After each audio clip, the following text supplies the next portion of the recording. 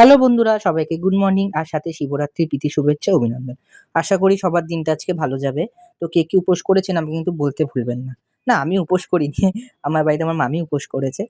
তো আমি বেরিয়ে পড়েছিলাম একটুখানি বাজার করার জন্য। পেছনে আমার মাসিও আসছিল। তো যাচ্ছিলাম একটুখানি সবজি আনার জন্য আর কিছু ফল। তো বেরিয়ে পড়েছি, হেঁটে, হেঁটে যাচ্ছিলাম। আর এই পাশে আমার বন্ধুদের যে দেখা পেলাম না, কেন জানি না। তো এইদিকে রাস্তা খোঁড়াখুড়ির কাজ চলছিল। তো এখানে নিয়ে নিলাম, অনেক ধরনের ফলই নিয়েছি। আর যে ফলের দাম শুনে আই অ্যাম তো অবাক। সে যাই হোক, বেল-টেল সবকিছু নেওয়া হলো। আর এদিকে দেখুন ফলের দোকানও বেশ ভালো, প্রচণ্ড ভিড়ও ছিল। তার মধ্যে থেকেও কত লোক কত কিছু নিচ্ছিল, আমি সেটাই দেখছি। তারপর সবজি নিয়ে এসে বসে আর তারপর বেরিয়ে পড়লাম। আজ যে একটা ইনভিটেশন ছিল, ইনভিটেশন ঠিক নয়, আমাদের রিলেটিভ মারা গেছিল, তো সেখানেই যাওয়ার ছিল। তো আমরা গাড়িতে উঠে বসেও পড়েছিলাম যাওয়ার জন্য। আর এটা ছিল পাটুলিতে, আর আমরা পৌঁছেও গিয়েছিলাম। ওখানে গিয়ে খেতে বসে পড়েছিলাম। প্রথমে দিয়ে দিয়েছিল শুক্তো। হ্যাঁ, এটা একটা শ্রাদ্ধ বাড়ি ছিল। আবার ভাববেন না আমি শ্রাদ্ধ বাড়ি ব্লগ করছি। শুক্তোটা ভালো ছিল আর আমি দুটো বেগুনি নিয়েছিলাম আর সাথে নিয়েছিলাম ভেজ ডাল আর দুটো লেবু।